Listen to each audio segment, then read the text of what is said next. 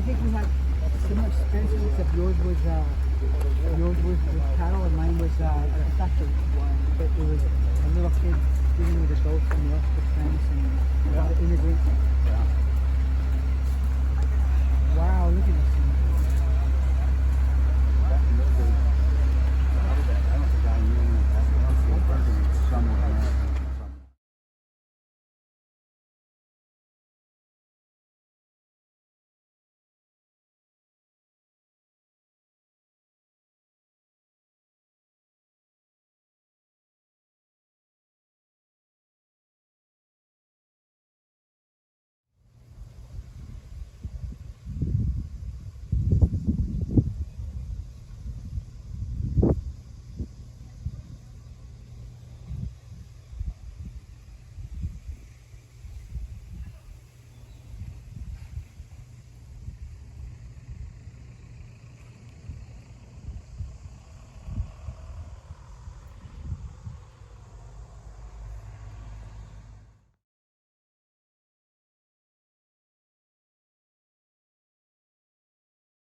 Say that we are uniting the best of Honduras and the best of the world. Once you've had an opportunity to meet the other attendees and get to know them better with that.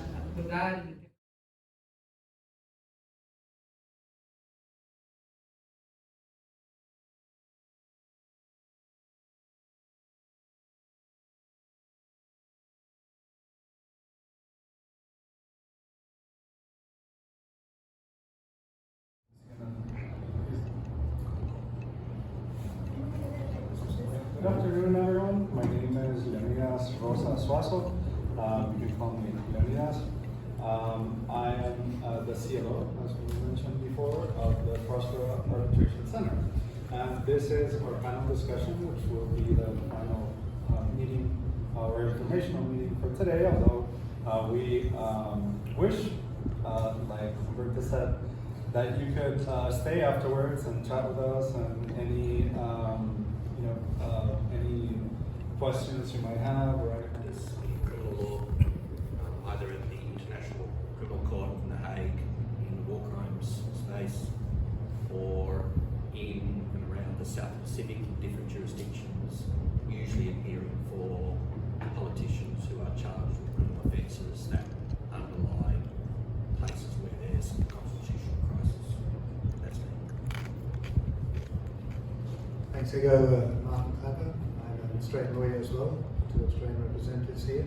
I'm a lawyer in another place in Australia, in Brisbane, Queensland.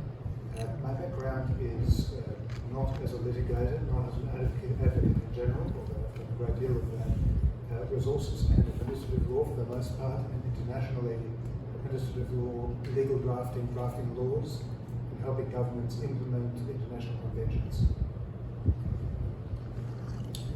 My name's Ilya Shapiro, and Alberto told you a little bit about me. I'm now at the Manhattan Institute as the Director of Constitutional Studies. I've taught at several law schools. I've written lots of different things, from short newspaper pieces to law review articles and books. I filed a lot of amicus briefs in the Supreme Court, that is, not representing clients, but trying to help the court with other perspectives, as well as other kinds of legal involvement and consulting and what have you. And I have international law background in various ways. When I was in private practice before moving to think tanks, I had clients in different parts of Latin America, as well as Florida. I'm fairly familiar with different countries in Latin America. This is my first time in Honduras. It's very nice. I'm really, when Nick Dranius invited me to be part of this, I was really excited because I like the idea of going around conventional legal political institutions to try to advance rule of law, economic liberty, and opportunity. In my life, I've immigrated from Russia to Canada and then to the United States, and my parents set that example, and I want everyone to have the opportunity to better themselves and do well for their family. So glad to be here. My name is John Philander. I'm from Arizona. I don't have the beautiful accent that my friends from Australia have. Mark and Martin, I kind of wish I did. And frankly, after hearing Jorge and Humberto and Ricardo and others during this weekend, I feel like my background and experience are pretty pedestrian and boring, frankly. And I say that with no degree of modesty, but being very frank with you. I went to law school in Arizona. I was in a private law firm for about 18 years in Tucson, Arizona. It was a small firm, so I had an opportunity to try a lot of cases. I did litigation in the civil arena, but I also did a lot of appellate work because our firm is fairly small, and I like doing that. So eventually in 1995, I applied for a judgeship on the appellate bench, and I was lucky enough to get it with the Arizona Court of Appeals sitting in Tucson. I served on that court for 14 years, and then was appointed to the Arizona Supreme Court in 2009, and I served there for 10 years. I retired in 2019, but I'm still working some for that court when they call me back when there's a conflict with one of the sitting justices. And frankly, it surprises me, but I'm still doing that to a fair amount even now. I've got 2 cases next week I'm going to be sitting on. I also teach at the law school in Tucson, 1 semester, a course called Judicial Opinion Writing, doing a lot of volunteer work and some consulting work. And I'm really happy to be part of this organization, really for the same reasons that Ilya just mentioned. Thank you. I'm Ken Mangum. Confusing because my first name is James, but I don't go by it. And so you saw that they thought I was the 3rd John on the arbitration, one of the cards. My background is in litigation. I was a Navy lawyer, then a private attorney doing litigation. Then I was a judge for 20 years in trial court. And then I was 7 years as a deputy county attorney doing civil litigation for Maricopa County, which was, I believe, the 2nd largest county attorney's office in the United States. And I had forgotten until just now, I taught paralegal school for 20 years, which was to cover a lot of areas. I enjoyed teaching very much. So I'm very much looking forward to all the growth in Próspera and our ability to assist the efficient and just administration of cases.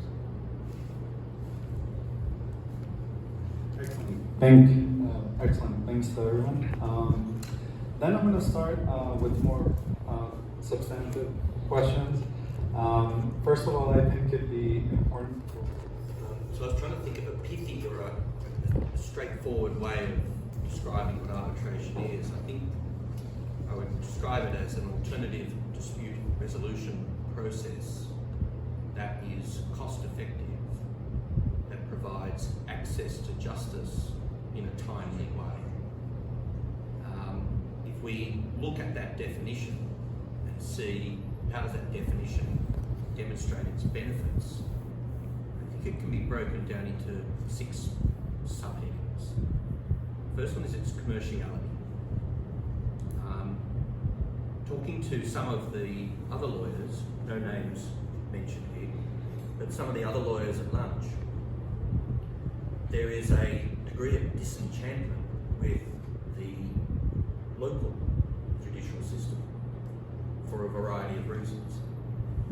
And that could be because of politics. At Próspera Arbitration Centre, there is no political issue here. This is a commercial venture, and it's about market confidence. So market confidence means that all we want to do is deliver a good product. We deliver a good product, customers come back. It's a very simple formula. And so when we talk about an alternative dispute resolution system, which is cost effective, that provides access to justice in a timely way, one of the ways in which it does it is to remove political issues as a concern for litigants. Second issue, subheading, would be privacy. You can well imagine in some of the commercial disputes there may be matters of privacy, or in the labour disputes there may be matters of privacy by employers about how an employer treats an employee.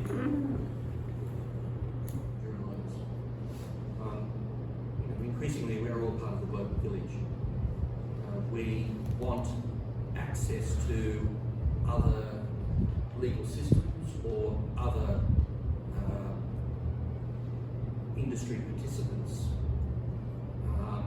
and if local Honduran lawyers are able to experience that through the arbitration system, they can develop a couple of things which I've noticed is their skill, your exposure to other ways of thinking, the broadening of your own experience, and therefore the development of your own skills. It can only be a benefit to the broader Honduran community when local Honduran lawyers develop those experiences and those skills in the arbitration centre, and then they take it back to the mainland and show other Honduran lawyers and members of the Honduran community about these new skills and these new experiences in the hope that they think this is real access to justice. I hope that answers it. Very much. We're gonna keep going with the questions. The next question will be directed to Ilya. And I would like to ask him, what is the Próspera Arbitration Center? Bueno, es el centro para resolver conflictos legales dentro de la Próspera, ¿no? So if you have a commercial dispute, if you have a landlord-tenant or mortgage issue,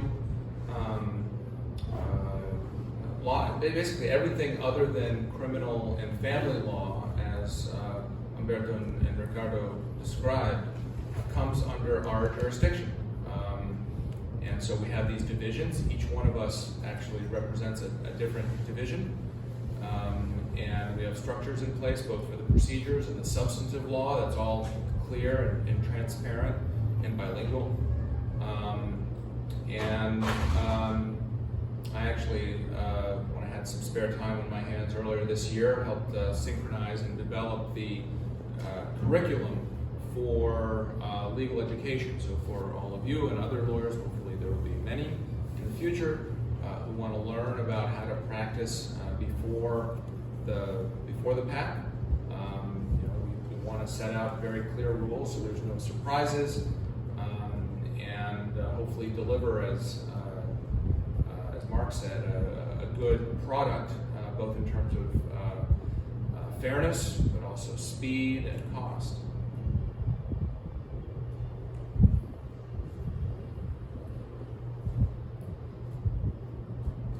Excellent. Yeah, just don't want to interrupt. Excellent answer, and congratulations on Spanish. The next question I'm going to ask John, and maybe try to understand what is your particular role within the pact.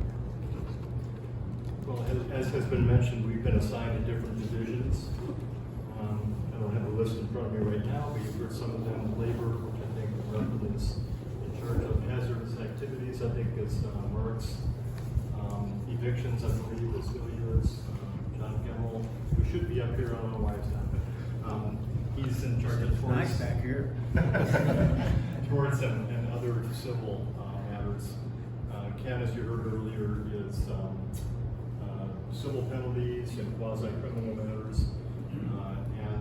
I've been assigned to what's called the appellate division, which is, as I understand it, at least based on our rules, if there's a decision with which one or perhaps both of the litigants disagree and they want to seek a further level of review, they then would appeal to the appellate division, and that's what I've been doing. That's what I've done for 24 years, so I'm pretty familiar with it based on briefs and arguments and so forth. And typically, legal issues are raised on appeal.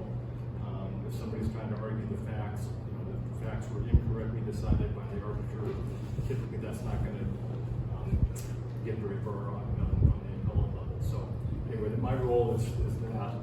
I'm also chairing what's called the Standing Competence and Ethics Committee. The acronym is SCEC. It's hard for me to say that sometimes, but you heard mention of that earlier. I think Humberto mentioned that. We'll talk about that more in just a few minutes, but I'm sharing that now, and that, among other things, oversees the ethical obligations of us arbiters and make sure that we're complying with all ethical obligations that we have. So, in a nutshell, those are my responsibilities right now. John, just to follow up on your intervention, what do you feel are the benefits of arbitration in Próspera? At the risk of repeating what's already been said very well by my colleagues here, I think everything that Mark alluded to and that Julia expanded on are the benefits, and Humberto's touched upon these as well. The seat of arbitration is the Próspera city. It's, as you heard, an autonomous common law based in English and Spanish speaking jurisdiction. Ernst & Young, which, as you know, is a well-known worldwide business consulting firm as well as accounting firm. It says that the CD is the 9th most competitive business jurisdiction in the world. I actually had a question about that. How did they determine that? I don't know. How did they determine that? So they have a specific methodology, so there's different things that they look at. So then they use those to measure Próspera, and they say, well, if this was a jurisdiction in this ranking, it would fall here, and it was number 9. It was the doing business index. Got it. Basically, they analyzed the Próspera city as if it was another country in the doing business index. And one thing that mentioned is Honduras is at 133 as a country. Próspera is at 9 as a jurisdiction. So if you go from outside to here, you go from 133 to number 9. And it's number 9, I understand, in good part just because of the energy issue here, that it's still very expensive and somewhat unstable. Yeah, it actually probably be lower if the energy here in the island was a little less. The other points really have already been mentioned. I don't want to belabor them, but the decisions by the PAC are enforceable internationally. It's a big deal pursuant to the New York and Panama conventions that have been described. Humberto touched on the PAC's genesis in this digital age. It's kind of funny that Arizona is among the forefront of the states in the U.S. as far as digital processing of cases, e-filing and so forth. Almost everything in Arizona courts is electronic, so that translates well to what the PAC is doing as well. Ironically, I'm looking at notes now that are not electronic, but that's the way it is. The PAC, as you heard, is the default arbitration service provider for the city under the organic law, and as such is authorized to decide all cases arising in the city, unless specifically stipulated otherwise. But the PAC, and Humberto mentioned this as well, is leveraged, we hope, to expand far beyond this.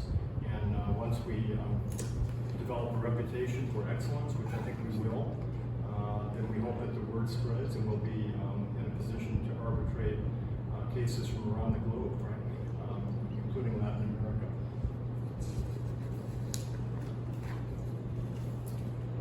The key benefits for Honduran lawyers has already been touched upon by Mark. There'd be I think a marked increase in the demand for Honduran lawyers, as well as a substantial increase in their median income. Humberto certainly touched upon that. The creation of many opportunities in both the civil and common law and in both Spanish and English for bright young Honduran lawyers in many different areas of the legal services sector. There'd be an increase in the number of educational and training opportunities. Humberto, I think you touched upon that as well. And sort of with the curriculum that's been in the works and is basically ready to go at this point. There's increased access to practicing in other international financial centers. Humberto talked about that. So pretty much all the points that I would make in these have been raised. Derecho extranjero, es lo que dijo Ricardo, creo. Que no estamos, bueno, que somos abogados australianos, americanos, lo que sea, pero estamos usando la ley informada y formada acá en la sede, aprobada por todos los métodos constitucionales hondureños, y así que aunque sea common law, no es que, bueno, la tradición de Australia o de Arizona o cualquier cosa, es que hay, bueno, todo codificado, las leyes como son, pero son las leyes de la sede, y todo completamente legal bajo la Constitución hondureña. Thank you, Ilya. Just to follow up on what was being discussed, do you think there are any additional competitive advantages for the Próspera Arbitration Center that haven't been mentioned, or that you would want to add to that? Just flexibility. I mean, remember, I think all of our presentations this afternoon are interrelated, and you saw on Umberto's map that this is the only legal structure or institution zone of this kind in the Western Hemisphere. There are many free trade zones, and in the United States we're certainly familiar with free trade zones. I've spent some time as a lawyer in the Dominican Republic, and they have a couple of things there, also based on a Dubai model and things like this. But this, as you've come to know, I hope, we're not simply a free trade zone given special dispensation in certain areas by the national government. We are, again, other than criminal law and family law, certain minor carve-outs, a wholly different jurisdiction. That's why we can be 9th in the world for doing business or rule of law index rather than where Honduras is. And so the comparative advantage is regional. The comparative advantage is something that gives you access to New York or Dubai or London or what have you without having to go directly there. And certainly the comparative advantage versus local courts and decision-making centers don't need to be further elaborated. Ken wanted to add a little bit to that, if you will. Yes, I was thinking as we were talking, I attended a 2-week seminar and included reading a very thick legal text, law and organizational economics. It had to do with the economic aspect of legal decisions. And it's important to know that when you're a judge, as we know as judges and we know as lawyers appearing in front of judges, the judge is supposed to follow the law, but there's often a lot of flexibility. There's interpretation of good faith on the part of the parties, or reasonableness as a requirement of the law. And so it requires some good common sense from the judges, arbiters that are making a decision. And one of the issues that was emphasized in the seminar was you have to do what is economically efficient. There's no use in wasting people's money and time by coming up with a complicated decision that is economically unsupportable. And I think that the focus of the Próspera is to keep in mind the economic effect that decisions are, as long as it follows the first two criteria of following the law and being just and fair. Talking about these competitive advantages, how would a case normally proceed at the Próspera Arbitration Center? So I'll speak generally, and then I'll speak specifically to that hazardous activity division. The thing you'll notice as I sort of step through it procedurally is the speed with which matters occur, and that goes back to what I was saying earlier about the efficiency process. Generally speaking, in the various divisions, it starts with a notice of arbitration, the document commencing the matter. The administrator communicates with parties, and within 14 days, the other party, the respondent, decides whether to file an answer to the notice of arbitration or a counter. It deals with hazardous activity, as the name suggests. So, without slavishly going through it, you must have an award within 60 days from notice of arbitration. So it's 1/3 of the time period for the other divisions, generally speaking. And I think that's a recognition that claimants who have damage to the reef that they're affected by, or some other hazardous activity that has an impact upon their livelihood or their lifestyle, or in terms of the construction of any property that on which it's occurring, they're given a resolution one way or the other within 2 months. You just don't get that in your domestic courts. That's how I see All it. of our contact information, but really the most useful people are the ones who are here in country, Alberto and Jorge and Ricardo and Leonidas. And there's going to be training sessions and events and emails to get to build the network of Honduran lawyers who want to practice before the center or learn more. If you have some suggestions, whatever the case might be, because I think we are we're very open about wanting to be a positive model and an opportunity for young lawyers to develop the types of clients and cases that they might otherwise have to go abroad for. We've been talking about the process, and a lot of you have also mentioned that independence is a big factor in the success or the operation of the Próspera Arbitration Center. I want to direct this question to John again. How does the Próspera Arbitration Center deal with conflicts of interest? Yeah, that's a great question, and it's a big deal. It's a very important issue.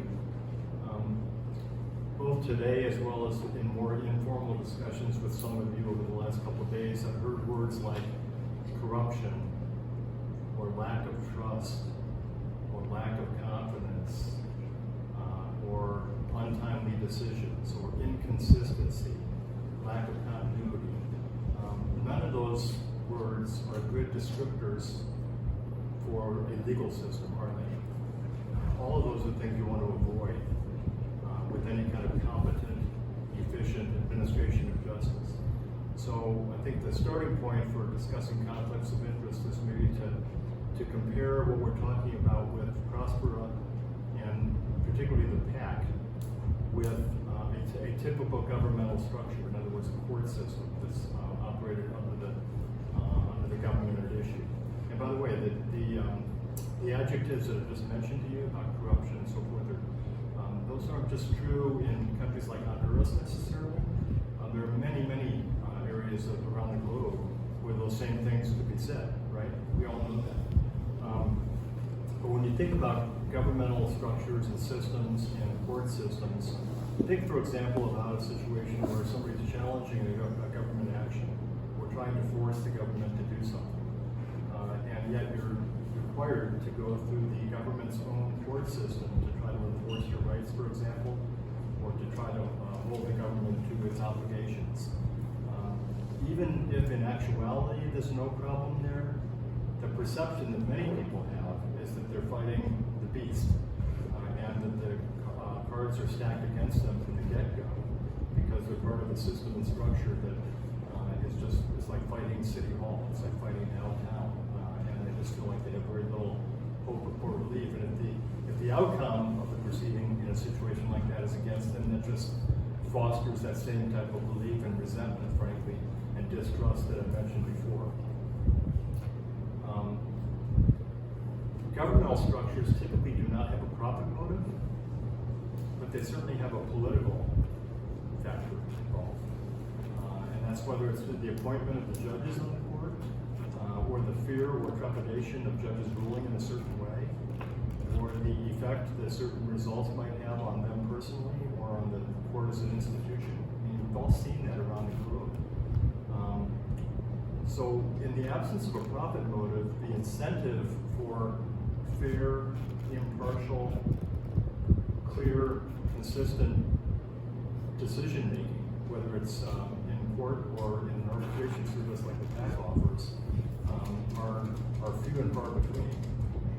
On the other hand, if there's a profit motive involved, you look at the business model of the profit center, in this case Próspera, and it's based on there being a stable, clear regime that will invoke the confidence and trust in the system and the results that the system produces. In fact, if the PAC, for example, produced results that were inconsistent or questionable or prompted some kind of distrust or lack of confidence in the results, it would severely impede, if not destroy, the profit motive and the foundation upon which Próspera is based in the first place. And so you can see here, just comparing a typical government structure and the court system under that with something like the PAC as part of Próspera, the incentives are just totally different. And so I think that is a useful way of looking at the potential even for conflicts of interest. That's more of an external thing, but there's also internal steps and mechanisms that the PAC itself has created that I think are really important here. I mentioned before this SCEC, which stands for Standing Competence and Ethics Committee. And you've heard Humberto talk about the fact that all of the trustees, that would be six or seven of us, in addition to Humberto and Nick Granius, are on this committee. But the supermajority, if I can say it, of this committee is the arbiters themselves. And so what are the obligations and the role of the SCEC? Well, among other things, the appointment of arbiters and senior arbiters, including the assessment of each judicial candidate's character and competence. It's the promotion of arbitral officers to arbiter and arbiters to senior arbiter, as well as the assignment and reassignment of both to the PAC's ADR divisions. It's the removal or suspension of arbitral officers or arbiters or senior arbiters if cause necessitates that. And on the point of conflict of interest, part of the SCEC's role is to promulgate and implement ethics and disciplinary rules and policies for all of us. And that in fact has happened. In fact, I've got to give a big stand out here to Mark and Merton because they were instrumental in drafting this, and we now have adopted a formal ethics code that governs the PAC. And it addresses a number of different issues, but including the potential for bias or for conflicts and so forth. So we're very aware of that and conscious at the front end of being aware of it and eliminating that. And if need be, making sure that if there is a conflict, that is avoided and the person in question is recused and having nothing to do with the case at all. We also have adopted back in a little bit more than a year ago, back in March of 2021, a resolution that created what's called a conflict screening committee. And Leonidas and John Gemmel are on that committee. And the purpose and their function is to identify any potential conflicts and resolve it, basically. And so there are these mechanisms built into the PAC as we've instituted it to not only spot conflicts, but also resolve them at the front end. And then finally, I would point out that the PAC is the default arbitration center, unless there's something in the contract, unless there's something in the parties' agreement that opts out of that. But parties can always opt out. They can always go with the AAA ICBR that's been mentioned. I think Humberto mentioned that. And so it's the default organization, but it's not obligatory to parties to come before the PAC. They can opt out. So those are the main ways of dealing with conflicts of interest. Ken's going to say something I forgot to say. But John Gemmel and I were reminding ourselves of a judge in Arizona some 30 years ago that was discovered by coming across the border in Texas from Mexico, having marijuana in his pocket when it was a felony in Arizona. And it was taken up by the Arizona Supreme Court, and they fined him 1/2 of his salary. That's a significant penalty for having a smidgen amount of marijuana. But my feeling as a judge was that was too lenient. It was not that there was a collective that was gathered around a fellow judge and protect him. My understanding of the sense of the court was he has impugned all of us, and the fact that he stays on the court with this criminal conviction in Texas was a slight to all of us. So I think that feeling exists among us arbiters, and that we would not put our arms around somebody who was egregiously unethical and let him stay on. That's a great point, and let me just wrap this up by saying that not only would it be to the disadvantage of Próspera, but it would be against all of our obligations and backgrounds and experience to even come close to an ethical line in terms of conflicts of interest. I mean, it would damage Próspera, yes, but it would also damage our reputation. And like I mentioned before, and Mark alluded to this at the front end of our discussion here in the panel, and our hope is that we will not just service the Próspera's needy, but eventually, based on our experience and reputation and so forth, expand to handle arbitrations from all over the world. I mean, that's our goal and desire. Well, that's not going to happen if we... I should have mentioned that when we were discussing comparative advantage. That's an interesting point and an important one.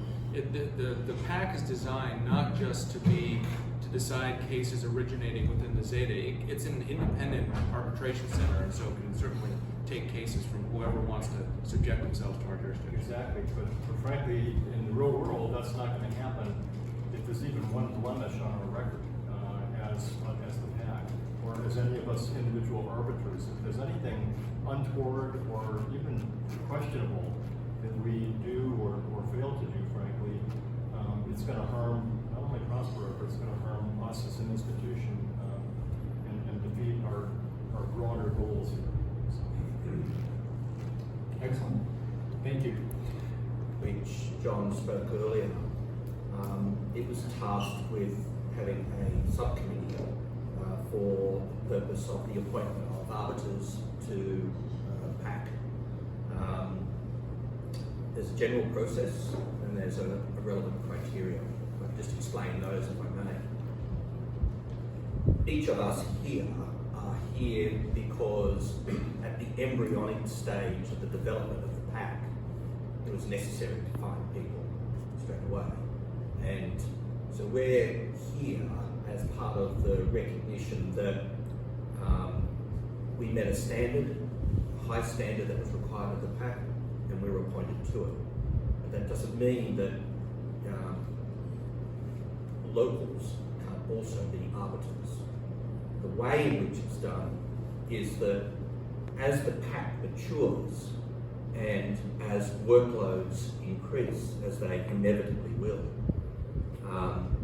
and as all we become unavailable because of the volume of work and the need for availability because of the short turnaround times in timeframes, you can see that the need to have additional arbiters, and indeed local arbiters, will arise because you're able to get here more quickly, rather than us having to ask parties to fit in with our individual timetables. So that as PAC matures, there'll be an E-list or an eligibility list of practitioners that the subcommittee will then make recommendations to the administrator to ask that they be appointed. And that standing list of practitioners, of potential candidates, comes about in a number of different ways. And the nature of the SEDE or anything else when you drafted or helped draft these instruments? I was associated with the development of parts of the Roatan Common Law Code. Nick is the architect of most of it. I worked with Nick relevantly here on the drafting of the arbitration statute, which when you go to the Common Law Code begins at around page 210 or so. As with for example, the land law, where we had key decisions to make about what kind of structure we wanted. Titos at the time, Nick and I looked at many different ways of dealing with arbitration. The most common model that we'd find in modern arbitration laws around the world is commercial arbitration law. Commercial arbitration statutes have their benefits, but they also have their drawbacks. They are not suited to some of the things the Pact does. So we began with a commercial arbitration statute and modified it. A key question, for example, was proceedings and determinations A, public, and B, presidential. That is, when the Labour Division makes a determination, does that determination, insofar as it rules on a question of law, act as a precedent in any form? Encountered in many arbitration statutes and approaches to arbitration, the default position is this is a public proceeding. Parties can elect for it to be private. There was talk about that earlier. There is also an element of presidential law to this, and that goes hand in hand to a degree with the public nature generally of most of the proceedings. The reason I think that's very important is because a particular drawback when arbitration is used other than on a standalone basis to solve a commercial dispute between parties A and B, when it is the default dispute resolution mechanism, the automatic privacy of arbitration acts against its transparency, obviously, and also the trustworthiness of it. So those key decisions were made early, and they were made very deliberately. You look through the arbitration statute and you'd see some things that say, well, why is that so? There are really strong reasons for that. A great deal of thought was given to that. That's probably the substance of what I wanted to say. There needs some response to that. While I have this microphone, I'm not giving it up too quickly. I'd like to add a comment to a couple of things that were discussed. You're standing between these people and their drinks. I can speak very quickly, or in German. But very quickly then. Mark spoke about how arbitrators are appointed. Can I add a comment here? It's an issue I discussed with about just before the session. There are no barriers to entry. If you are a legal practitioner, you have a right to appeal. We have a curriculum that will help you learn about the jurisdiction, about the law. If you want to be an arbitrator, it will very much help you with that. Maybe it's the architect of the curriculum. But there's no barrier to entry. That's key. If I work in the Solomon Islands, and I do, I'm here in the High Court there, I have to associate local counsel. It is not a good way to run a jurisdiction. The second part, again very quickly, is a discussion with Nick brought that up this morning. This is a contract-based dispute resolution mechanism. Yes, there's a statute that provides a legislative framework, but you can change it. There is a great arbitration clause that you can take. Go to pact.hn and give you that clause. If you don't want to follow particular rules, the parties to the contract agree, you can change it. You can tailor your arbitration. It gives both flexibility and with the public and presidential elements, it gives predictability and transparency to something that's really a leading model in modern dispute resolution.